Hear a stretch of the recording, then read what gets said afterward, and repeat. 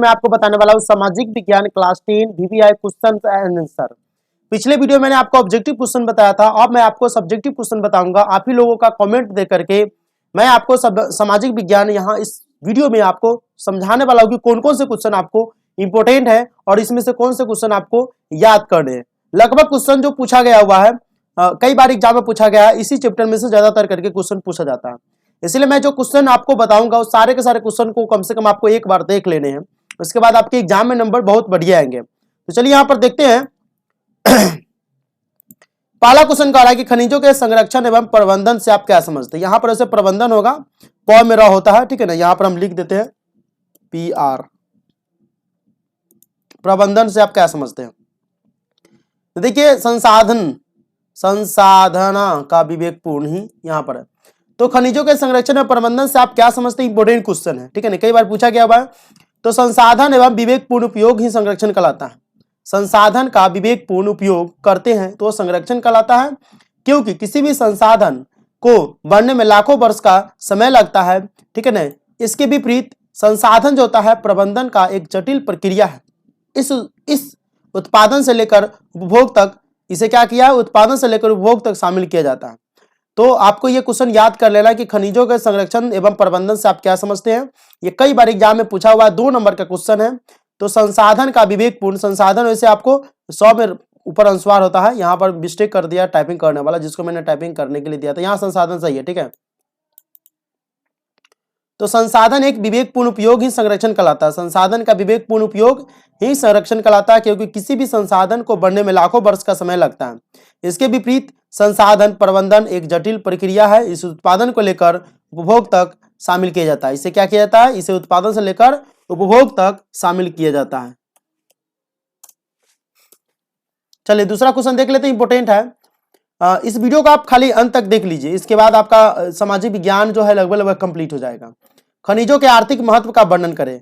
खनिजों के आर्थिक महत्व जो होता है, खनिज एक प्राकृतिक रूप से विद्यमान समरूप तत्व है जिसका निश्चित आंतरिक संरचना हमारे जीवन में खनिजों का विशेष आर्थिक महत्व। औद्योगिक उत्पादन के लिए खनिज एक आधारभूत जरूरत होती है। इसके अभाव में न तो किसी उद्योग एवं न किसी राष्ट्र के विकास की कल्पना की जा सकती है। तो देखिए यहाँ पर मैं इसे रेड कर देता हूँ, थोड़ा इसमें रेड का ही है लेकिन इसमें हम कर देते हैं, इसको हम थोड़ा कलरिंग में हम यहाँ पर इसको कर देते हैं। तो खनिज होता है एक प्राकृतिक रूप से विद्यमान समरूप तत्व है जिसका निश्चित आंतरिक संरचना हमारे जीवन में खनिजों का विशेष आर्थिक महत्व है। औद्योगिक उत्पादन के लिए खनिज एक आधारभूत जरूरत होती है। इसके अभाव में न तो किसी उद्योग एवं न किसी राष्ट्र के विकास की कल्पना की जा सकती। इसको आप भी लिख लीजिए, ये भी कई बार पूछा गया है। इसमें मैंने आपको पूछे हुए क्वेश्चन को ही रिपीट किया हूं, आपको बस रोक रोक करके लिख लेना है। और इस वीडियो को एग्जाम से 2 दिन 3 दिन पहले भी देख लेना है और अभी भी 2-3 बार देखिएगा तो आपको याद ही हो जाएगा। अधात्विक खनिज किसे कहा जाता है, उदाहरण देकर समझावे। वैसे खनिज जिनमें धातु अंश का अभाव होता है और भंगुर प्रकृति के होते हैं अधात्विक खनिज कहलाते हैं। इन पर चोट मारने पर ये टूट जाते हैं, जैसे डोलामाइट, हीरा, अभ्रक, चूना पत्थर इत्यादि इसी के उदाहरण हैं। इनमें लाइमस्टोन का सर्वाधिक औद्योगिक महत्व है। देखिए इसमें सब्जेक्टिव भी कई बार पूछा गया है और सब्जेक्टिव भी कई बार पूछा गया है। तो सब्जेक्टिव में क्वेश्चन पूछा गया है, इसको आपको याद कर लेना है। और ऑब्जेक्टिव में तो आपको मैंने पिछले वीडियो में कवर करा ही दिया है, अब इसको क्या करना है, याद कर लेना है। चलिए अब इसे हम क्या करते हैं, अगले पेज में ही ले जाते हैं, अच्छा रहेगा। चलिए धात्विक खनिज के 2 प्रमुख पहचान क्या है। धात्विक खनिज के 2 प्रमुख पहचान क्या है। तो देखिए धात्विक खनिज के 2 प्रमुख पहचान है, आप यहां पर देख सकते हैं कौन कौन से हैं। तो धात्विक खनिज के 2 पहचान निम्नलिखित है। धात्विक खनिज होता है, इनको गलाने पर धातु की प्राप्ति होती है। इनको जब हम गलाते हैं तो धातु की प्राप्ति होती है। इसे पीट कर तार बनाए जा सकते हैं। इसे पीट करके तार जो होता है, जैसे कि बल्ब, जैसे इलेक्ट्रिक में यूज किया जाता है, इलेक्ट्रिक करंट वाला जो तार होता है। चलिए खनिजों की विशेषताओं का उल्लेख कीजिए। खनिज सभ्यता, यहाँ पर देख लेना क्वेश्चन कर रहा है कि खनिजों की यहाँ पर जो है विशेषताओं का उल्लेख कीजिए। तो खनिज जो होता है, खनिज सभ्यता, यहाँ पर आप देख सकते हैं खनिज सभ्यता क्या है। खनिज सभ्यता संस्कृति के आधार स्तंभ है। इनके बगैर उद्योगों का विकास नहीं किया जा सकता है। चट्टानों के निर्माण में इनकी भूमिका होती है। 2000 से अधिक खनिजों की पहचान हो चुकी है, पर इनमें 30 खनिज का आर्थिक दृष्टि से विशेष महत्व है। धातु की उपलब्धता के आधार पर खनिज 2 प्रकार के होते हैं, ठीक है ना। धातु की उपलब्धता के आधार पर खनिज 2 प्रकार के होते हैं, आगे भी हम आपको बताएंगे। इतना सारा चीज आपको लिख देना है। अगला क्वेश्चन कह रहा है कि मैग्नीज के उपयोग पर प्रकाश डालिए। तो मैग्नीज के उपयोग क्या क्या है उस पर प्रकाश डालिए, मतलब उसके उपयोग को आपको लिखना है। तो उसका उपयोग कौन कौन सा हम इस वीडियो में आपको बता रहे हैं। मैग्नीज एक अत्यंत उपयोगी खनिज पदार्थ है। इसका इस पदार्थ इस्पात निर्माण सहित अनेक मिश्र धातु निर्माण में इसका उपयोग किया जाता है। इसके अतिरिक्त जो है आपको सूखा सेल बनाने में, फोटोग्राफी में, चमड़ा एवं माचिस उद्योग सहित रंग रोगन को तैयार करने में उपयोगी है। मोनाजाइट भारत में कहाँ कहाँ उपलब्ध है। तो मोनाजाइट जो है भारत में कहाँ कहाँ उपलब्ध है आप देख लीजिए, इसमें मैं आपको बता दिया हूँ, वैसे मैं आपको पढ़ करके बता देता हूँ। मोनाजाइट जो है केरल राज्य में प्रचुर मात्रा में पाया जाता है, ऑब्जेक्टिव में पूछा हुआ है। इसके अतिरिक्त तमिलनाडु, आंध्र प्रदेश, उड़ीसा आदि राज्यों के तटीय भागों में इस खनिज का उत्खनन होता है, मोनाजाइट, ठीक है ना। जलोढ़ मिट्टी से आप क्या समझते हैं। जलोढ़ मिट्टी से क्या समझते हैं, इस मृदा में कौन कौन सी फसलें उगाई जाती है, इस मृदा में, ठीक है ना। इस मृदा में कौन कौन सी फसलें उगाई जा सकती है। तो इस मृदा में जो है आपको यहाँ पर आप देख सकते हैं वैसे मिट्टी, यहाँ पर देख रहे हैं ना, वैसे मिट्टी जिसका निर्माण नदियों द्वारा लाए गए तलछट के निक्षेप से होता है, ठीक है ना। जलोढ़ मृदा कहलाती है। इस मिट्टी में पोटास एवं चूने की अधिकता होती है तथा नाइट्रोजन एवं ह्यूमस की कमी होती है। यह मिट्टी धान, गेहूं, गन्ना एवं दलहन के लिए काफी उपयोगी होती है, ठीक है, उपयोगी है। इसके साथ ही मिट्टी में आलू, ठीक है ना, आलू एवं विभिन्न प्रकार के सब्जियां भी काफी मात्रा में उत्पादित किए जाते हैं। तो ये थे जलोढ़ मृदा, ये भी VVI क्वेश्चन है। मैंने इसमें खाली पूछे हुए क्वेश्चन को ही रिपीट किया हूं, बस आपको इसको याद कर लेना है, जितने भी मैं क्वेश्चन आपको बताऊंगा। भूक्षरण किसे कहते हैं। मृदा का अपने स्थान से विविध क्रियाओं द्वारा स्थानांतरित होना ही भूक्षरण कहलाता है। क्या कहलाता है, भूक्षरण कहलाता है। भूक्षरण जो होता है अपने स्थान द्वारा, कह रहा है कि मृदा का अपने स्थान से विविध क्रियाओं द्वारा स्थानांतरित होना क्षरण कहलाता है। यह भूक्षरण कई प्राकृतिक कारकों यथा गतिशील जल, 147 हिमानी तथा समुद्रिक जो लहरों द्वारा नियंत्रित तथा प्रभावित होती है। जलोढ़ मृदा के विस्तार वाले राज्यों का नाम बताएं। इस मृदा में कौन कौन सी फसलें लगाई जा सकती है।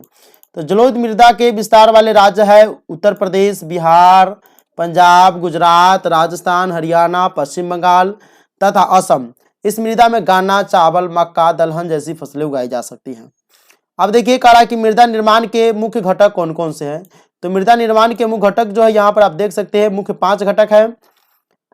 स्थानीय जलवायु, पर्वतीय चट्टान एवं खनिज कण, वनस्पति एवं जीव, भू आकृति एवं ऊंचाई तथा मृदा निर्माण में लगा समय। तो ये है मृदा निर्माण के मुख्य घटक, ठीक है। खादर और बांगर मिट्टी में आप क्या समझते हैं, अंतर स्पष्ट करें। तो देखिए खादर वाला जो है ब्लैक से है और बांगर वाला जो है रेड कलर से, इधर का इधर चल गया है। तो खादर और बांगर में निम्नलिखित अंतर आप लिख दीजिएगा। उसके बाद लिखिएगा खादर मिट्टी में नवीन एवं उपजाऊ मिट्टी को खादर कहा जाता है। नवीन एवं उपजाऊ मिट्टी को खादर कहा जाता है। पुरानी जलोढ़ मिट्टी को बांगर कहा जाता है। तो ये पूरा है बांगर मिट्टी का, ठीक है ना। उसके बाद खादर मिट्टी में बाढ़ का प्रभाव होता है। खादर मिट्टी में बाढ़ का प्रभाव होता है, लेकिन बांगर मिट्टी में बाढ़ का प्रभाव नहीं होता है। बांगर मिट्टी में बाढ़ का प्रभाव ही नहीं होता, बाढ़ यहाँ पर पहुंचबे नहीं करता है। उत्तरी बिहार एवं गंगा का मैदान इसका उदाहरण है। उत्तरी बिहार एवं गंगा का मैदान उदाहरण है। और महाराष्ट्र एवं पंजाब की भूमि इसका उदाहरण है। महाराष्ट्र एवं पंजाब की भूमि में जो होता है बांगर मिट्टी ज्यादा होता है। उत्तरी बिहार और गंगा का मैदान इसका खादर मिट्टी का उदाहरण है। चलिए मृदा संरक्षण के कई प्रभावी उपयोग बताएं। तो मृदा संरक्षण के प्रभावी उपयोग जो है निम्नलिखित है। इस वीडियो में हम आपको बताएंगे। जैसे फसल चक्र पद्धति अपनाकर मृदा के पोषणीय स्तर को बरकरार रखा जा सकता है। रासायनिक उर्वरक की जगह जैविक व कंपोस्ट खाद का उपयोग करके मृदा संरक्षण किया जा सकता है।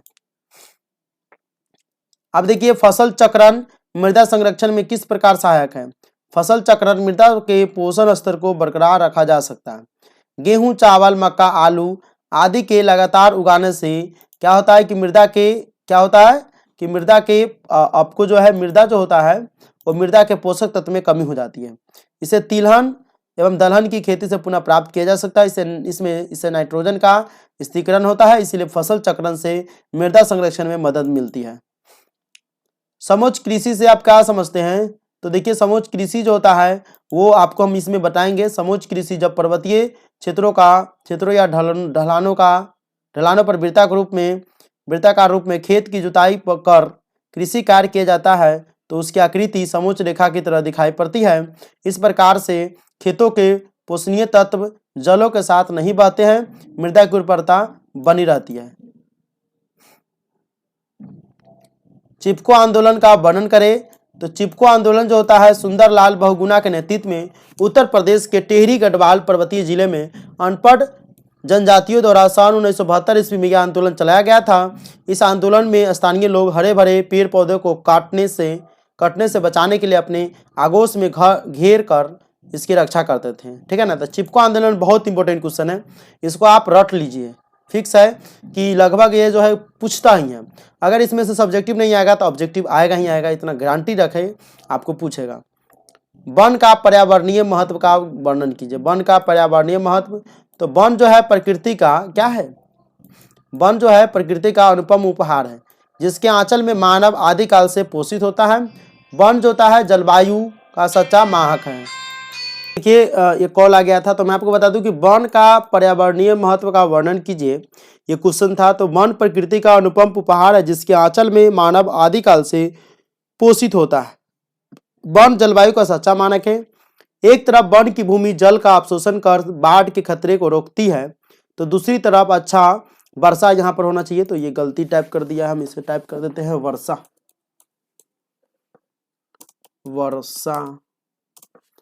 वर्षा भी कराती है। यह अन्य प्राणियों को आश्चर्य प्रदान करती है तथा अन्य तथा वन्य प्राणियों के साथ ही मानव को भी अनेक आवश्यक जीवनदायिनी वस्तुएं देती है। ठीक है ना। वस्तुएं होगा तो वस्तुएं लिख दिया है बकलोलवा सबके,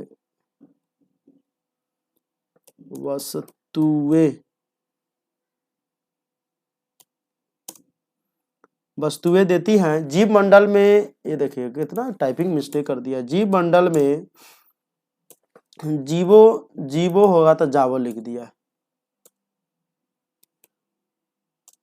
जीव मंडल में जीवो और जलवायु होगा तो जलवायु को लिख दिया। इतना टाइपिंग गलत। जलवायु को संतुलित, दिख रहा है, संतुलित के संतुलित लिख दिया। इतना मिस्टेक होगा तो भाई लोग मिस्टेक माफ कीजिए। संतुलित स्थिति प्रदान कर संतुलित, यहाँ पर भी संतुलित के संतुलित लिख दिया है। संतुलित पारिस्थितिक तंत्र का निर्माण में सर्वदा योगदान देता है। तो वन का पर्यावरणीय महत्व का वर्णन कीजिए, ये क्वेश्चन पूछा हुआ है। आपको वन के बारे में सिर्फ इंपोर्टेंट लिख देना है कि वन से हमें क्या क्या मिलता है, फल मिलता है, ऑक्सीजन मिलता है, वन हमारे पर्यावरण को सुरक्षा प्रदान करती है, वन हमें ऑक्सीजन प्रदान करती है, वायुमंडल बैलेंस रहता है। इस तरह से अपना मन से भी आप लिख दीजिएगा, क्वेश्चन इंपॉर्टेंट है, आंसर आप अपने मन से भी लिख लीजिएगा। पेट्रोलियम से किन किन वस्तुओं का निर्माण होता है? तो पेट्रोलियम, ये क्वेश्चन बहुत बार पूछा गया भाई लोग, आपको इसको याद कर लेना है। पेट्रोलियम जो होता है एक शक्ति संसाधन है जिसका हमारे जीवन में बहुत अधिक महत्व है। इसका मुख्य उपयोग यातायात के साधनों में ईंधन के रूप में है। इसके वह औद्योगिक मशीनों में स्नेहक के रूप में होता है। पेट्रोलियम का उपयोग वस्त्र, उर्वरक, रसायन उद्योग, कीटनाशक दवा एवं कृषि रबर बनाने में भी किया जाता है। ठीक है। जैव और अजैव संसाधनों से आप क्या समझते हैं? तो जैव और अजैव संसाधन उत्पत्ति के आधार पर संसाधनों को दो वर्गों में बांटा गया है। ठीक है। एक होता है जैव संसाधन, एक अजैव संसाधन। जैव संसाधन जीव मंडल में विद्यमान जीव जैसे मछली, ठीक है ना, पेड़ पौधे, स्वयं मनुष्य जैव संसाधन के अंतर्गत आते हैं। इनमें अनुकूल प्राकृतिक परिस्थितियों में संतान उत्पन्न करने की क्षमता होती है। ये सजीव होते हैं, इनमें वृद्धि की प्रक्रिया चलती रहती है। तो जैव संसाधन आप जान गए, जो बच्चे को पैदा कर सकते हैं, इनमें वृद्धि होती है, सजीव होते हैं, वो जैव संसाधन होते हैं। अजैव संसाधन वातावरण में पाए जाने वाले सभी निर्जीव पदार्थ जैसे खनिज, चट्टानें, मिट्टी, नदियां, पर्वत आदि इत्यादि अजैविक संसाधन कहलाते हैं। इनमें वृद्धि नहीं होती, इनके उपयोग से इनका भंडारण समाप्त हो जाता है। तो जैव अजैव, जैव का मतलब सजीव, अजैव का मतलब निर्जीव होता है। आप इसी तरह से आप समझ जाइए। संसाधन निर्माण में तकनीक की क्या भूमिका है, स्पष्ट कीजिए। तो संसाधन निर्माण में तकनीक की भूमिका जो है, यहाँ पर मैं अंडरलाइन कर दिया, आप इसे समझ सकते हैं। ये आपका क्वेश्चन है। तो आज के वैज्ञानिक युग में तकनीक का महत्वपूर्ण स्थान है। आज के वैज्ञानिक युग में तकनीक का महत्वपूर्ण स्थान है। तकनीक के बल पर ही प्राकृतिक संसाधनों की कमी होने पर भी कोई देश विकसित देशों की पंक्ति में खड़ा हो सकता है। उदाहरण के लिए जापान को लिया जा सकता है। प्राकृतिक संसाधन की कमी के बावजूद इस देश ने अपनी तकनीक में विवेक के आधार पर स्वयं को विकसित देशों की श्रेणी में ला खड़ा किया है। इससे संसाधन निर्माण में तकनीक की भूमिका स्पष्ट हो जाती है। ठीक है, ऊर्जा संसाधन के संरक्षण के उपाय, ऊर्जा संसाधन के संरक्षण के उपाय, तो ऊर्जा संसाधन के संरक्षण के उपाय जो यहाँ पर दिया हुआ है वो 5 उपाय है। ये 5 उपाय आपको याद कर लेना है। ये 5 उपाय आपके एग्जाम में नंबर लाएंगे। ये ऊर्जा संरक्षण के सिद्धांत कितने बार पूछा हुआ है। तो देखिए निम्नलिखित उपाय है। पहला नंबर है कि ऊर्जा के गैर परंपरागत स्रोतों को अधिक उपयोग में लाना चाहिए, जिससे परंपरागत ऊर्जा के स्रोत का भंडार बचाया जा सकता है। ठीक है, दूसरा कह रहा है कि अनावश्यक उपयोग कम करना चाहिए, जो अनावश्यक उपयोग करते हैं उसका कम कर देना चाहिए। सार्वजनिक परिवहन का ही उपयोग किया जाना चाहिए। ठीक है ना, सार्वजनिक परिवहन मतलब हो गया कि कोई आदमी जा रहा है तो 20 आदमी 10 आदमी एक साथ बैठ करके जाए। ठीक है ना, टेम्पू में अकेले टेम्पू के लिए नहीं, ठीक है ना, गाड़ी अकेले नहीं जाए, बाइक अकेले ना जाए, कम से कम 2 आदमी को लेकर के जाए। तो इस तरह सार्वजनिक वाहन परिवहन का उपयोग किया जाना चाहिए। खान से कोयला और पेट्रोलियम निकालने के लिए तकनीक को विकसित करना चाहिए, जिससे कि खनन के समय बड़ी मात्रा में ईंधन नष्ट न हो। खान से कोयला और पेट्रोलियम निकालने के लिए तकनीक को विकसित करना चाहिए, जिससे कि खनन के समय बड़ी मात्रा में ईंधन नष्ट हो जाता है। खननता है ना तो उसे मशीनें से खनता है, तो कोयला को खनने में ही कोयला नष्ट हो जाता है, तो ईंधन नष्ट हो जाता है। जहां तक संभव हो बिजली बचाने का प्रयास करें, और ऊर्जा की बचत ही संरक्षण है। बिजली बचाने का प्रयास इसलिए करना चाहिए कि बिजली से ही हमारा देश अभी जो है फिलहाल अभी थोड़ा ग्रो किया है। ठीक है ना, चलिए भारत में यहाँ जो क्वेश्चन का आ रहा है कि हम इसको इसी लाइन में ले लेते हैं। भारत में विभिन्न प्रकार के वन क्यों पाए जाते हैं, उनके नाम लिखे, किसी एक का वर्णन करें। तो देखिए कह रहा है कि भारत में विभिन्न प्रकार के वन पाए जाते हैं, इसके बारे में हमको लिखना है। तो इसको हम कैसे लिखेंगे, तो इसको लिखने के लिए हम सबसे पहले इसको हम क्या करते हैं, इसको ऐसे कर दिए। चलिए ठीक है, थोड़ा हाईलाइट हो जाता है ना। भारत में धरातलीय स्वरूप में अंतर, मिट्टी और जलवायु की विविधता के कारण विभिन्न प्रकार के वन उगते हैं। भारतीय वनों को निम्न प्रकार में बांटते हैं, जैसे उष्णकटिबंधीय चीरहरित वन या सदाबहार वन, उष्णकटिबंधीय पर्णपाती वन या पतझर वन, शीतोष्ण पर्वतीय वन या कोनधारी वन, डेल्टाई वन या ज्वारीय वन, मरुस्थलीय वन या कटीले वन। इस तरह के होता है, 5 हो, उसको आप लिख लीजिएगा। चीरहरित वन या सदाबहार वन, चीरहरित वन संघन होते हैं, इनकी लकड़ियां कड़ी होती है। अधिक तापमान, अधिक वर्षा और दलदली भागों में उगने के कारण इन्हें काटना और काम में लाना कठिन होता है। एबोनी और महोगनी इन वनों के महत्वपूर्ण वृक्ष हैं। वन्य जीवों के हास्य के 4 प्रमुख कारकों का उल्लेख कीजिए। वन्य जीव के हास्य के निम्न 4 प्रमुख कारक है, पहला, दूसरा, तीसरा, चौथा। यहाँ पर दिया हुआ है। पहला नंबर में जो यहाँ पर कह रहा है, तो पहला नंबर में आप देख सकते हैं कि वन प्रदेश के कटने के कारण वन्य जीवों का आवास कम होता जाना, वन्य जीवों का लगातार शिकार किया जाना, कृषि में अनेक संसाधनों रसायनों के प्रयोग ने भी कई वन्य प्राणियों के अस्तित्व पर खतरा उत्पन्न कर दिया। प्रदूषण के कारण भी वन एवं वन्य प्राणियों का ह्रास हुआ है। ठीक है, तो 23वें नंबर 23 क्वेश्चन। अभी हम देख लेते 24 का रहा है कि निम्नांकित संबंध एक एक खनिज का नाम लिखिए। निम्नांकित संबंध एक एक खनिज का नाम लिखिए। तो ये देखिए बाबादूनी पहाड़ी, बगरू पहाड़ी, कोलार पहाड़ी, दाली राजहारा, घाटशिला, बैलाडीला, कोडरामा, रियासी क्षेत्र, ये सब एक खनिज का नाम लिखना है। तो इसके बाद हम इसका आंसर दे देते हैं, आपको समझ में आ जाएगा। इस तरह के क्वेश्चन एग्जाम में पूछता है इसी तरह के सेम टू सेम। तो देखिए बाबूदानी पहाड़ है, तो बाबूदानी पहाड़ से ये क्या निकलता है, तो ये निकलता है लौह अयस्क। बगरू पहाड़ी से क्या निकलता है, तो बॉक्साइट निकलता है। कोलार से क्या निकलता है, तो कोलार पहाड़ जो है सोना निकलता है। ढाली राजहारा से लौह अयस्क से भी निकलता है। तांबा जो है वो घाटशिला से निकलता है। बैलाडीला से लौह अयस्क निकलता है। क्या निकलता है, लौह अयस्क निकलता है। कोडरमा से अभ्रक निकलता है और रियासी क्षेत्र से तांबा निकलता है। तो ये सब का उदाहरण था, ये उदाहरण आपको दे दिया गया। लौह अयस्कों के नाम लिखे, तो लौह अयस्क के मुख्य रूप से 4 रूपों में पाए जाते हैं। ठीक है, जो निम्न है, जैसे हेमाटाइट, मैग्नेटाइट, लिमोनाइट, एवं अंडेराबाइट। लॉयस के नाम, ये क्वेश्चन बहुत VBI क्वेश्चन है। देखिए ये क्वेश्चन आपको BM मोड है और क्वेश्चन को आप याद कीजिए, जाने कीजिए, इस क्वेश्चन को जरूर याद कर लीजिएगा। चलिए, अभ्रक का उपयोग क्या है? तो अभ्रक विद्युत रोधी खनिज है जिसके कारण जिस कारण इलेक्ट्रॉनिक्स उपकरण निर्माण हो गया, आप निर्माण लिख लीजिएगा, निर्माण में इसका सर्वाधिक उपयोग होता है। इसके अतिरिक्त इसका अबीर गुलाल बनाने तथा आयुर्वेदिक दवा निर्माण में भी यूज होता है। तो अभ्रक का उपयोग जो होता है, जो आपसे पूछेगा अबीर और गुलाल जो बनता है होली के समय, उसमें किसका यूज किया जाता है? तो अभ्रक का उपयोग किया जाता है। अभ्रक विद्युत रोधी खनिज है जिस कारण इलेक्ट्रॉनिक उपकरण निर्माण में इसका सर्वाधिक उपयोग होता है। विद्युत रोधी खनिज है तो इलेक्ट्रॉनिक्स उपकरण निर्माण होता है, इसमें भी उपयोग किया जाता है। इसके अतिरिक्त इसका अबीर गुलाल बनाने तथा आयुर्वेदिक दवा निर्माण में भी उपयोग होता है। लौह के प्रमुख उत्पादक राज्यों के नाम लिखिए। तो देखिए लौह के प्रमुख उत्पादक राज्य जो है वो है आपका कर्नाटक, छत्तीसगढ़, उड़ीसा, गोंग, झारखंड, ये सब है लौह के प्रमुख उत्पादक राज्य। कोयला के 4 प्रकारों का नाम लिखिए। तो कोयला के 4 प्रमुख प्रकार जो है आपको हम यहाँ पर बता रहे हैं, वह है एंथ्रासाइट, बिटुमिनस, लिग्नाइट व पीट।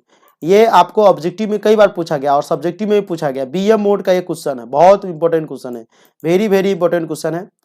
अब अगर आपको देखिए गोडामना क्षेत्र के कोयले मुख्यतः किन क्षेत्रों में पाया जाता है? तो गोडामना क्षेत्र के कोयले जो होता है मुख्यतः जो है आपको इसमें जो मैंने क्वेश्चन लिया, जो भी क्वेश्चन लिया, खाली इंपॉर्टेंट क्वेश्चन लिया हूँ ताकि आप लोग को आपका एग्जाम में जो है अच्छा नंबर आ सके, ठीक है।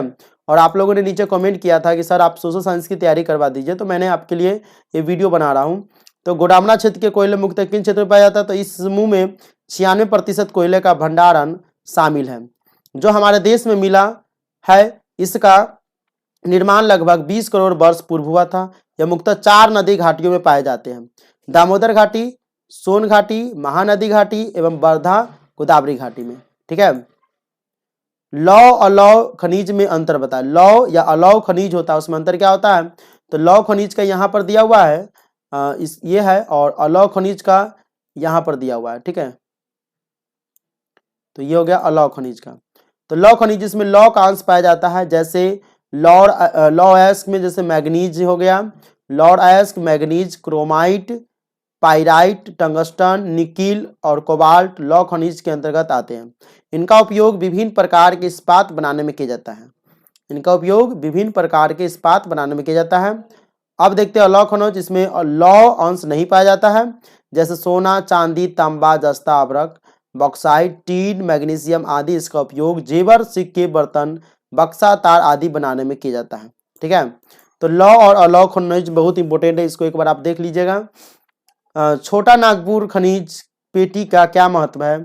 तो देखिए यह खनिज होता है पेटी, यह खनिज पेटी मुख्यतः जो है मुख्यतः नीस तथा ग्रेनाइट शैलों से युक्त है। यह देश का सबसे समृद्ध क्षेत्र है, यहाँ कोयला, अभ्रक, लौह अयस्क, यूरेनियम आदि मिलता है। इस पेटी के अंतर्गत झारखंड, उड़ीसा, पश्चिम बंगाल शामिल है, ठीक है। आगे देख लेते हैं बॉक्साइट किस तरह एक उपयोगी खनिज है। इसकी प्राप्ति किन चट्टानों से होती है? झारखंड के किन जिलों में इसकी विकसित खाने हैं? तो देखिए बॉक्साइट जो है, बॉक्साइट से एल्युमिनियम निकाला जाता है जिसका उपयोग वायुयान बनाने, बिजली का तार बनाने तथा बर्तन में किया जाता है। इसका उपयोग सीमेंट बनाने और खनिज तेल साफ करने में भी किया जाने लगा है। बॉक्साइट की प्राप्ति लैटेराइट चट्टान से होती है।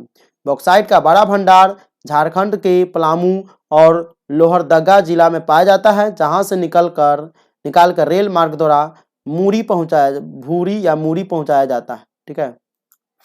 तो बॉक्साइट जो देख रहे हैं, बॉक्साइट किस तरह उपयोगी खनिज है, इस क्वेश्चन भी पूछा गया था और यहाँ पर कुछ पार्ट है पहुंचाया जाता है। यहाँ की खाने विकसित है। भारत बॉक्साइट का निर्यात जापान, ब्रिटेन और जर्मनी को करता है। निर्यात मतलब देता है, ठीक ना। बॉक्साइट यहाँ पर निर्माण होता है और जापान, ब्रिटेन और जर्मनी को ये बॉक्साइट देता है। भारत में कोयला उत्खनन कब प्रारंभ हुआ? तो भारत में कोयला का उत्खनन मतलब कोयला का खनन कब से शुरू हो गया? तो भारत में कोयला उत्खनन 1774 ईस्वी में प्रारंभ हुआ था। ऑब्जेक्टिव के लिए काफी इंपॉर्टेंट है। भारत में कोयला 1774 ईस्वी में प्रारंभ हुआ, परंतु व्यावसायिक स्तर पर उत्पादन 1839 ईस्वी में हो रहा है। लेकिन व्यावसायिक स्तर पर व्यवसाय हो रहा था, व्यापार हुआ कब? 1839 ईस्वी से। स्वतंत्रता के बाद कोयले के उत्पादन में काफी वृद्धि हुई है। स्वतंत्रता जब हुआ था 15 अगस्त 1947 को हमारा देश आजाद हुआ था, उसके बाद से कोयले के उत्पादन में काफी वृद्धि हुई है। अभी भारत का स्थान विश्व के कोयला उत्पादन देशों में 8वां है, ठीक है ना, याद रखिएगा। भारत का स्थान विश्व के कोयला उत्पादक देशों में कितना है, तो वो 8वां। ऑब्जेक्टिव के लिए बहुत क्लियर है, क्वेश्चन को बहुत इंपॉर्टेंट है, इसको याद कर लीजिए। एल्युमिनियम के उपयोग का उल्लेख कीजिए, तो एल्युमिनियम जो होता है वायु निर्माण में, ठीक है ना, एल्युमिनियम का उपयोग का वर्णन करने के लिए कह रहा है, तो एल्युमिनियम क्या हो जाएगा, एल्युमिनियम हो जाएगा वायु निर्माण में, विद्युत उपकरण के निर्माण में, घर साज सजा के साधनों के निर्माण में, बर्तन बनाने में, सफेद शाम रासायनिक वस्तुएं बनाने में, ठीक है। भारत के किन भागों में नदी डेल्टा का विकास हुआ, यहाँ का मृदा की क्या विशेषता है। भारत के पूर्वी तटीय भागों में नदी डेल्टा का विकास हुआ है। तटीय मैदान स्थित महानदी गोदावरी, कृष्णा और कावेरी नदियां द्वारा निर्मित डेल्टा जलोढ़ मिट्टी के क्षेत्र है। यहाँ की मृदा बालू, सिल्ट एवं मृतिका के विभिन्न अनुपात से निर्मित है। इसके कारण इसका रंग जो होता है धुंधला से लेकर लालिया लिए हुए भूरे रंग का होता है। यह उपजाऊ मिट्टी भी होता है। संरचनात्मक गुणों के आधार पर ऊर्जा स्रोतों को किस प्रकार से बांटा गया है, तो संरचनात्मक गुणों के आधार पर ऊर्जा स्रोतों को जो है किस प्रकार बांटा गया है, तो ऊर्जा के दो स्रोत है, जैविक ऊर्जा तथा अजैविक ऊर्जा। मानव एवं प्राणी शक्ति को जैविक तथा जल शक्ति आदि को अजैविक ऊर्जा शक्ति के स्रोत के अंतर्गत रखा जाता है। हॉट स्पॉट्स के निर्धारण की मुख्य शर्तें क्या है, इसके निर्धारण की मुख्य शर्तें है, ठीक है ना, देशज प्रजाति की संख्या का निर्धारण, ठीक है ना। उसके बाद जो है निर्धारण ऐसी प्रजातियां जो अन्य और कहीं नहीं पाई जाती है। अधिवास पास कर अतिक्रमण की सीमा निर्धारित करना, ठीक है। भारत के किन किन क्षेत्रों में पवन ऊर्जा के लिए अनुकूल परिस्थितियां है, तो भारत के पवन ऊर्जा के लिए आपको जो है पवन ऊर्जा के विकास हेतु निम्नलिखित राज्यों के अनुकूल परिस्थितियां हैं, राजस्थान, गुजरात, महाराष्ट्र, कर्नाटक तथा तमिलनाडु। सागर सम्राट क्या है, तो सागर सम्राट मुंबई हाई पेट्रोलियम उत्खनन क्षेत्र में कार्यरत एक जलयान है जो समुद्री क्षेत्र में जल के भीतर तेलकूप की खुदाई का कार्य करता है। तो सागर सम्राट क्या है, सागर सम्राट मुंबई हाई पेट्रोलियम उत्खनन क्षेत्र में कार्यरत एक जलयान है जो समुद्री क्षेत्र में जल के भीतर तेलकूप की खुदाई का कार्य करता है। ताप शक्ति क्यों समाप्त संसाधन है, ताप शक्ति क्यों समाप्त संसाधन है, तो ताप शक्ति का स्रोत कोयला है, ठीक है ना, और कोयला का निर्माण लंबी अवधि में जटिल प्रक्रिया के द्वारा होता है जिसमें लाखों करोड़ों वर्ष लगते हैं, किंतु कोयले का उपयोग तेजी से हो रहा है। इनका भंडार सीमित है, अतः ताप शक्ति समाप्य संसाधन है। आगे हम आपको बताएंगे निम्नलिखित नदी घाटी परियोजनाएं किन किन राज्यों में अवस्थित है, हीराकुंड, तुंगभद्रा एवं रिहंद। तो हम आपको बता दें कि परियोजनाएं अवस्थित वाले राज्य कौन कौन हैं। यहाँ पर आप देख रहे हैं परियोजना अवस्थित वाले राज्य जो है हीराकुंड जो है उड़ीसा, तुंगभद्रा जो है आंध्र प्रदेश में पड़ता है और रिहंद जो है उत्तर प्रदेश में पड़ता है। तो इसमें जो है आपको देख लीजिए उड़ीसा है, हीराकुंड जो है उड़ीसा में पड़ता है, तुंगभद्रा जो है यहाँ आंध्र प्रदेश में पड़ता है और रिहंद जो है ये उत्तर प्रदेश में पड़ता है। वन्य जीवों के हाथ में प्रदूषण जनित समस्याओं पर अपना विचार स्पष्ट कीजिए। तो इसके लिए हम क्या करेंगे, यहाँ पर देखिए बढ़ते प्रदूषण ने भी अन्य जीवों के हाथ में, ठीक है ना, अन्य जीवों के हाथ में अपनी भूमिका निभाई है। पराबैंगनी किरणों, अम्ल वर्षा और हरित गृह प्रभाव द्वारा वन्य जीवों वनों को नुकसान पहुंचा है। इसके अलावा वायु, जल में मृदा प्रदूषण ने भी वन एवं अन्य जीवों के जीवन को गंभीर संकट में डाल दिया है। इसलिए वन एवं वन्य जीवों की संख्या धीरे धीरे घटते जा रही है। भाखड़ा नंगल परियोजना का क्या महत्व है, बहुत इंपॉर्टेंट क्वेश्चन है, VVI बहुत वेरी इंपॉर्टेंट क्वेश्चन है, इसको आपको याद कर लेना है। यह विश्व का सर्वोच्च बांधों में से एक है। इस पर 4 शक्ति गृह बनाए गए हैं। एक भाखड़ा में 2 गंगूबाल में और एक कोटला में स्थापित है। यह 7 लाख किलोवाट विद्युत उत्पादन करता है। यह 7 लाख किलोवाट विद्युत उत्पादन करता है। यह पंजाब, हरियाणा, हिमाचल प्रदेश इत्यादि राज्यों में कृषि एवं उद्योग में क्रांतिकारी परिवर्तन ला दिया है, ठीक ठीक है ना, भाखड़ा नंगल बांध। आगे देखिए, प्रारंभिक ऊर्जा स्रोत किसे कहा जाता है?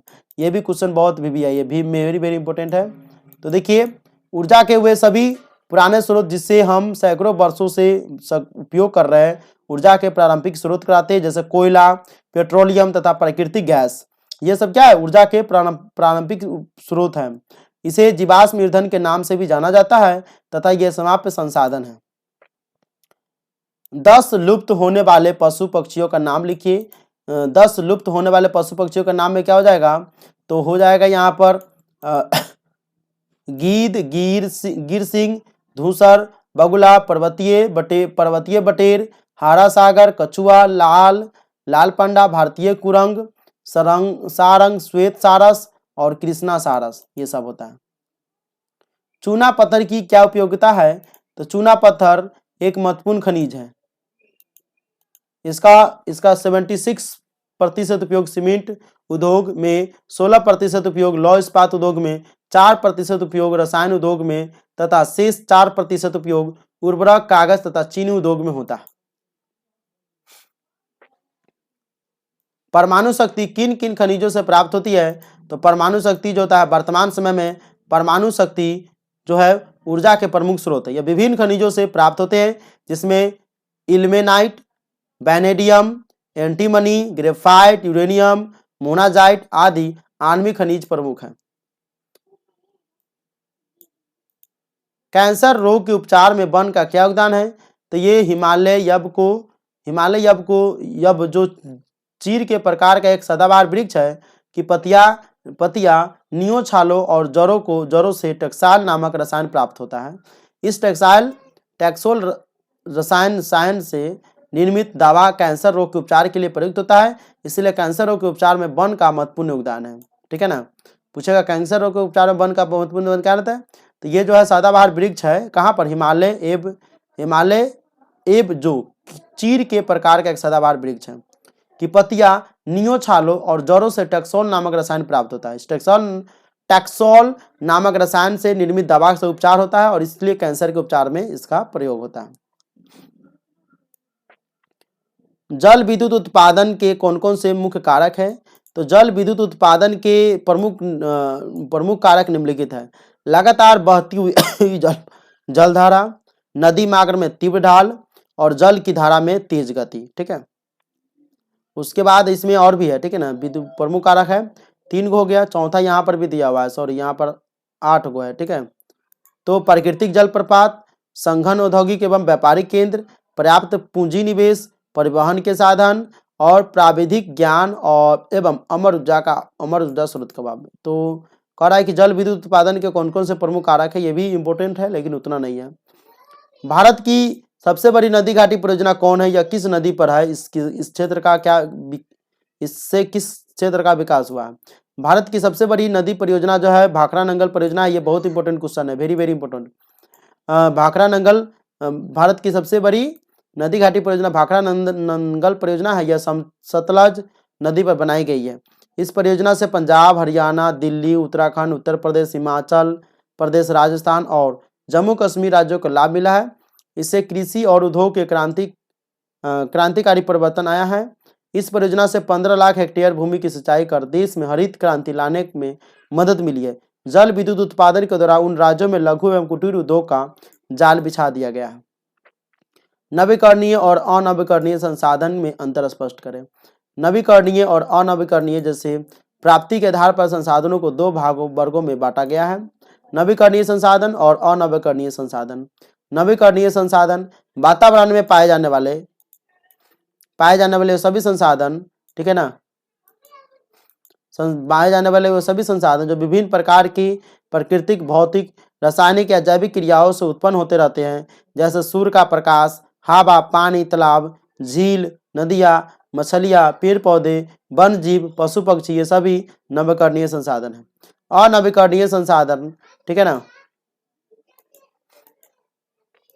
इसके अंतर्गत वे सभी संसाधनों को रखा गया जो धात्विक हो या अधात्विक एक निश्चित भंडार के रूप में पृथ्वी के अंदर जमा है। उन्हें कृत्रिम रूप से पुनः बनाया जाना संभव नहीं है, अतः एक बार इनके भंडार समाप्त हो जाने पर कठिनाई होती है, जैसे कोयला, पेट्रोलियम, ठीक है ना। कोयला, पेट्रोलियम, लौह अयस्क, बॉक्साइट, मैग्नीज आदि ये अनवीकरणीय संसाधन के अंतर्गत। ये नवीकरणीय अनवीकरणीय वेरी वेरी इंपॉर्टेंट है। वन महोत्सव और बाघ परियोजना क्या है? तो वन महोत्सव व बाघ परियोजना जो है वन संरक्षण, यहाँ पर आप देख लीजिए, वन संरक्षण, वन महोत्सव, वन संरक्षण और वन विकास की दिशा में उठाया गया एक महत्वपूर्ण कदम है। इसमें प्रतिवर्ष नए वन लगाए जाते हैं। 1952 ईस्वी में 1952 ईस्वी से प्रत्येक वर्ष वन महोत्सव मनाया जाता है। गोष्ठियाँ होती है, इसमें वन के महत्व पर चर्चा की जाती है, विचार विमर्श किया जाता है और आगे की योजना बनाई जाती है। बाघ परियोजना बाघ जैसे महत्वपूर्ण वन जीव की सुरक्षा एवं वृद्धि के लिए बनाई गई योजना है। इसके अंतर्गत 27 बाघ अभ्यारण्य जैसे उत्तराखंड में कार्बेट, झारखंड में बेतला, मध्य प्रदेश में कान्हा, उड़ीसा में नंदकानन अभ्यारण्य बनाए गए हैं, जिसका परिणाम यह हुआ कि दिनों दिन बाघ की संख्या में वृद्धि होने लगी, अच्छा परिणाम मिलने लगा। तो वन महोत्सव बाघ परियोजना यही है। सौर ऊर्जा का उत्पादन कैसे होता है? तो सूर्य से आने वाली किरणें, जब सूर्य से आने वाली किरणें क्या करती है, जब फोटो वोल्टाइक सेलों पर पड़ती है तब सूर्य किरणें ऊर्जा में परिवर्तित हो जाती है, जिसे सौर ऊर्जा कहा जाता है। कम लागत में अधिक ऊर्जा प्राप्त करने का एक अनोखा साधन है। भारत के पश्चिमी भाग गुजरात और राजस्थान में सौर ऊर्जा का एक अपार संभावनाएं हैं। ठीक है, तो ये थे भारत में नदियों के प्रदूषण। भारत में नदियों के प्रदूषण के कारणों का वर्णन करें।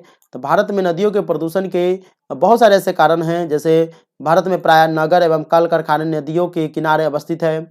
इन नगरों के गंदे जल और कल कारखानों के कचरों को प्राय नदियों में ही गिरा दिया जाता है। साथ ही कृषि में उपयोग किए जाने वाले रसायन उर्वरकों कीटनाशकों के जल में मिल जाने के कारण भी नदियों का जल प्रदूषित हो जाता है। भौतिक गुणों के आधार पर मिट्टी को कितने वर्गों में बांटा गया है? गंगा के मैदान में किस प्रकार की मिट्टी पाई जाती है? भौतिक गुणों के आधार पर मिट्टी को जो है वह क्या किया जाता है? 3 वर्गों में रखा गया है। बलुई मिट्टी, इसमें पंख की अपेक्षा बालू का प्रतिशत अधिक होता है, जल अधिक सोखता है। तो जो बालुई मिट्टी होता है उसे हम, इसमें पंख की अपेक्षा बालू का प्रतिशत अधिक होता है, उसे बलुई मिट्टी कहते हैं। उसके बाद होता है चिकनी मिट्टी। ये क्या करता है, इसमें पंख का प्रतिशत अधिक होता है, ठीक है ना। यह मिट्टी सूखने पर कड़ी हो जाती है, ठीक है ना। तो ये हो जाता है चिकनी मिट्टी, जो चिकना मिट्टी होता है। दोमट मिट्टी, इसमें बाल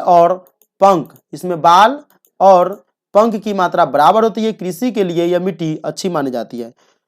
तो पूछेगा कृषि के लिए कौन सी मिट्टी अच्छी मानी जाती है ऑब्जेक्टिव में, तो इसमें कहेंगे दोमट मिट्टी।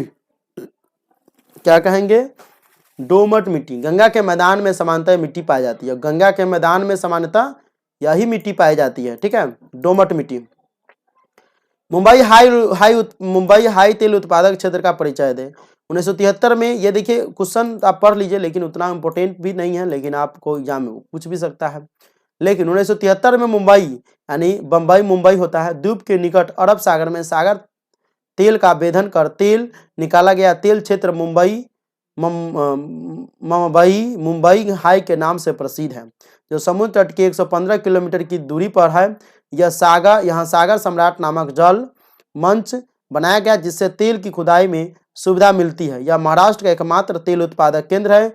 इसने 1976 में तेल उत्पादन शुरू किया। आज भारत के सर्वाधिक तेल उत्पादन क्षेत्र यही है। नदी घाटी परियोजना, इन परियोजनाओं का मुख्य उद्देश्य है समन्वित रूप से नदी घाटियों से जुड़ी विभिन्न समस्याओं का हल करना। इनमें बाढ़ों का नियंत्रण, मृदा अपरदन पर रोक, सिंचाई एवं पीने के लिए पानी उद्योगों, गांवों और नगरों के जल विद्युत उत्पादन, अंतःस्थलीय जल परिवहन और कई अन्य सुविधाएं जैसे मनोरंजन, वन्यजीव संरक्षण और मत्स्य के विकास शामिल है। ठीक है, अब अगला क्वेश्चन जो आ रहा है, अभ्यारण्य क्या है? किन्हीं 2 के नाम लिखे और ये उनकी स्थिति बताएं। अभ्यारण्य जो है भविष्य में लुप्त हो जाने के कारण, यहाँ पर देखिए वन प्राणियों के संरक्षित रखने के लिए उन्हें भविष्य में लुप्त होने से बचाने के लिए सरकारी स्तर पर कई प्रकार के प्रयास किए गए। उन्हीं में से एक वन्य जीव अभ्यारण्य स्थापित किया जाता है, जिसमें सक्षम पदाधिकारी की अनुमति के बिना किसी भी पक्षी या पशु को मारना, शिकार करना या पकड़ना वर्जित होता है। भारतवर्ष में कुल 513 अभ्यारण्य स्थापित है, जिसमें असम राज्य का काजीरंगा अरुणाचल प्रदेश राज्य में नामदफा महत्वपूर्ण माना जाता है। तो क्या है, तो अभयारण्य क्या है, तो अभयारण्य जो है पशु पक्षियों को बचाने के लिए एक संगठन है। पृथ्वी को नीला ग्रह की संज्ञा क्यों दी गई है? पृथ्वी के 71% भाग पर जल की उपस्थिति के कारण यह अंतरिक्ष नीले रंग का दिखलाई पड़ता है, यही कारण से नीला ग्रह कहा जाता है। नीला ग्रह की संज्ञा मतलब नीला ग्रह की उपाधि। वन विनाश के दो मुख्य कारकों का उल्लेख कीजिए। तो वन विनाश के दो मुख्य कारक जो है जाएगा वो हो जाएगा आपका बढ़ती जनसंख्या और आवासीय क्षेत्रों का प्रभाव। इसके कारण जलावन, फर्नीचर, मकान निर्माण आदि में लकड़ी के लिए वनों का विनाश हो जाता है। ठीक है, और आवास का क्षेत्र इतना बढ़ गया है कि लोग अब जंगल के क्षेत्र में आवासों का विस्तार कर रहे हैं। ठीक है, झारखंड राज्य के प्रमुख कोयला उत्पादक क्षेत्रों का नाम अंकित कीजिए। झारखंड राज्य के प्रमुख कोयला क्षेत्र निम्नलिखित है, वो कौन कौन से है? तो झारिया, बकोरा, गिरिडीह, कर्णपुरा और रामगढ़, ये सब है। ठीक है, किन्हीं 4 तेल शोधिका कारखानों के स्थान निर्दिष्ट कीजिए। तो निम्नलिखित है नंबर 1 है डिगबोई, तारापुर, बरौनी, हल्दिया। ये 4 पर क्या होता है? तेल शोधक कारखाने का स्थान है। पवन अपर्दन वाले क्षेत्र में कृषि की कौन कौन सी पर उपयोगी मानी जाती है? कौन कौन सी कर उपयोगी मानी जाती है? तो पवन अपर्दन वाले क्षेत्र में पट्टिका कृषि उपयोगी मानी जाती है, या कृषि फसलों के बीच घास की पट्टियां विकसित की जाती है। वनों के ह्रास के 4 कारणों लिखे। ह्रास मतलब विनाश। पर्यावरण की दृष्टि से भारत में जितना वन रहना चाहिए उसका 2/3 भाग ही बचा है। वन ह्रास के कई कारण देखने को मिले हैं, जैसे पश्चिमोत्तर भाग में वर्षा की कमी के कारण वन क्षेत्र का कम मिलता है। उसके बाद जो है पंजाब हरियाणा में जो है पंजाब हरियाणा के क्षेत्रों में बच्चे वनों को काटकर उस पर खेती बच्चे हुए वन मतलब शेष वन जो बचता है उस पर काट करके खेती करती है। पहाड़ी क्षेत्रों में झूम खेती के लिए बड़े पैमाने पर वन काटा जाता है, और वनों में स्वतः आग लगने से भी बड़े पैमाने पर वनों का नाश हो रहा है। 2 परंपरागत और 2 गैर परंपरागत ऊर्जा स्रोतों के नाम लिखो और उनकी विशेषता बताए। बहुत वीवीआई क्वेश्चन है, इसको आप बीएम कर लीजिए, मतलब बोर्ड मॉडल क्वेश्चन है। इस तरह के क्वेश्चन आपको कई बार पूछा गया हुआ। तो ऊर्जा संसाधन के 2 भागों में बांटा गया, परंपरागत और गैर परंपरागत। परंपरागत ऊर्जा का स्रोत उपले, कोयला, पेट्रोलियम, प्राकृतिक तथा विद्युत। इनमें कोयला, पेट्रोलियम और प्राकृतिक गैस के भंडार सीमित है, समाप्त हो जाने वाले शक्ति के साधन है और अनवीकरणीय है। ठीक है, दलिता उपयोग विवेकपूर्ण ढंग से किया जाना चाहिए। दूसरी ओर गैर परंपरागत ऊर्जा का स्रोत है सौर ऊर्जा, पवन ऊर्जा, ज्वारी ऊर्जा और परमाणु ऊर्जा और बायोगैस ऊर्जा। ये नवीकरणीय ऊर्जा के स्रोत है। आवश्यकता एवं क्षमता के अनुसार इनका उत्पादन बढ़ाया और उपयोग किया जा सकता है। बहुउद्देशीय परियोजना से आप क्या समझते हैं? बहुउद्देशीय परियोजना जो यहाँ पर दिया हुआ है, विकास की ऐसी परियोजना जिसमें विकास के कई उद्देश्य की साथ साथ पूर्ति हो सके, बहुउद्देशीय परियोजना कही जाती है। आज़ादी के बाद देश को आत्मनिर्भर बनाने के लिए नदी घाटी परियोजनाओं पर बल दिया गया। इस परियोजनाओं के कई उद्देश्य है। ठीक है, जैसे बाढ़ नियंत्रण, मृदा अपरदन पर रोक, सिंचाई एवं पीने योग्य जल की आपूर्ति, विद्युत उत्पादन, उद्योगों की जलापूर्ति, मत्स्य पालन, वन्य जीव संरक्षण, पर्यटन, परिवहन आदि। भू संरक्षण के क्षेत्र लिखिए। भारत के मध्य प्रदेश में चंबल नदी की द्रोणी, उत्तर प्रदेश में आगरा, इटावा और जालौन जिलों में तमिलनाडु के दक्षिण व उत्तरी आर्काट, कन्याकुमारी, तिरुचिरापल्ली, चिंगलीपुट, सालेम और कोयम्बटूर जिलों में भू संरक्षण क्षेत्र अधिक है। रेड डाटा बुक और ग्रीन बुक क्या है? भारत की 2 संस्था वर्टिकल सर्वे ऑफ इंडिया और वन अनुसंधान ने मिलकर 1970 में भारत की संकटग्रस्त वन जीवों की प्रजातियों की एक सूची तैयार की थी। इस सूची को ही रेड डाटा बुक कहा जाता है। इसी प्रकार ऐसे पौधों जो कम संख्या में पाए जाते या विलुप्त होते जा रहे हैं उनकी एक पुस्तक तैयार की गई जिसे ग्रीन बुक कहा जाता है। विलुप्त हो रहे या संकटग्रस्त वन जीवों या पौधों की जानकारी इसलिए की जाती है ताकि उन्हें संरक्षण प्रदान किया जा सके। तो अभी इसमें जो है कुछ क्वेश्चन बाकी है, इसमें थोड़ा ही क्वेश्चन बाकी है, आप रहिए मेरे साथ, ठीक है ना। चलिए, तो ये हो गया। भारत में अंतर्राष्ट्रीय जल विवाद से क्या समझते हैं? तो भारत में अनेक नदियां हैं जो एक से अधिक राज्यों के बीच से होकर बहती है। उत्तर भारत में गंगा, पूर्वी भारत में ब्रह्मपुत्र, दक्षिण भारत में कृष्णा, कावेरी आदि अनेक ऐसी ही नदियां हैं। विकास के इस दौर में सिंचाई, मत्स्य पालन, बहुउद्देशीय परियोजना का निर्माण आदि कार्य नदी से ही जुड़ा है। एक से अधिक राज्यों के बीच नदी जल के इस उपयोग को लेकर कभी कभी आपस में विवाद की स्थिति उत्पन्न हो जाती है, जिसे अंतर्राष्ट्रीय जल विवाद के नाम से जानते हैं। वन और प्राणी के संरक्षण में सहयोगी रीति रिवाज को उल्लेख कीजिए। देखिए, भारतीय परंपरा का वन और वन जीवों के साथ अभिनव संबंध रहा है। ठीक है। अब पौराणिक ग्रंथों, कर्मकांडों में वनों और वन प्राणियों को काफी महत्व दिया गया। धार्मिक अनुष्ठानों में लगभग 100 पौधों की प्रजातियों का प्रयोग हमारे रीति रिवाजों में वनों की महत्ता को ही बताता है। सम्राट अशोक ने तो वन जीव जंतुओं के शिकार पर रोक लगा दिया था। बाबर और जहांगीर के आलेखों में भी प्रकृति संरक्षण का उल्लेख मिलता है। मुगल चित्रकला में भी वन एवं वन प्राणियों से प्रेम की बात की बताई जाती है। वन संरक्षण के 4 उपाय बताए। तो वन संरक्षण के 4 उपाय निम्नलिखित है, यहाँ पर आप देख सकते हैं।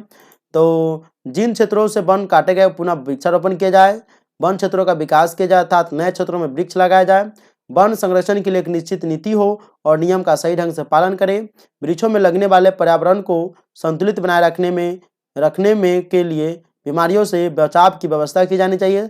संतुलित बनाए रखने के लिए किसी भी देश के कल सफल 33.3 भाग वनों पर विस्तार होना आवश्यक है। जल प्रदूषण को रोकने के लिए कारगर उपाय बता सकते हैं। तो जल प्रदूषण को रोकने के लिए कारगर उपाय जो है, बड़े बड़े नगरों को कूड़ा करकट, माल आदि को निकट में बहने वाली नदियों, तालाबों, झीलों या अन्य जलाशयों में न गिराया जाए तो हो सकता है। कल कारखानों का अपशिष्ट रासायनिक पदार्थ जलाशयों में न गिराया जाए। तालाबों में कीटनाशक दवाइयाँ न छिड़की जाए। अणु परीक्षण, परमाणु बम विस्फोट, रासायनिक अस्त्रों के प्रयोग पर प्रतिबंध लगाना चाहिए, क्योंकि इसके कारण ही जल प्रदूषित होता है। उपयोगिता के आधार पर ऊर्जा को कितने भागों में बांटा गया है? 2 भागों में बांटा गया है, प्राथमिक ऊर्जा, गैर ऊर्जा यानी गौण ऊर्जा। इसके अंतर्गत कोयला, पेट्रोलियम, प्राकृतिक गैस ऊर्जा स्रोत का शामिल है। और इसके अंतर्गत जो होता है स्रोतों को शामिल, कैसे स्रोतों को शामिल, जो प्राथमिक ऊर्जा से प्राप्त किया जाता है। तो ये थे टोटल 73 क्वेश्चंस जो आपके एग्जाम के व्यू से बहुत इंपॉर्टेंट है। इस क्वेश्चंस को आप याद करके एग्जाम में जाएंगे तो आपको अच्छा नंबर आएगा और काफी इंपॉर्टेंट क्वेश्चन है। जो इंपॉर्टेंट क्वेश्चन थे वही मैंने इसमें रखा है। वैसे तो अगर रखते तो बहुत सारे क्वेश्चन आते हैं, काट छांट कर जो इंपॉर्टेंट क्वेश्चन जो है बहुत बार पूछा गया वही क्वेश्चन को रखा है मैंने। फिर मैं आपको अभी सोशल साइंस की और भी कुछ 2-3 वीडियो आएगी, तो आप चैनल को सब्सक्राइब कर लें। जैसे सब्सक्राइब कर रहेंगे तो आपको जैसे मैं वीडियो डालूंगा नोटिफिकेशन मिल जाएगा और आप देख सकेंगे। मिलते हैं अगले वीडियो में। जय हिंद, जय भारत, जय बिहार।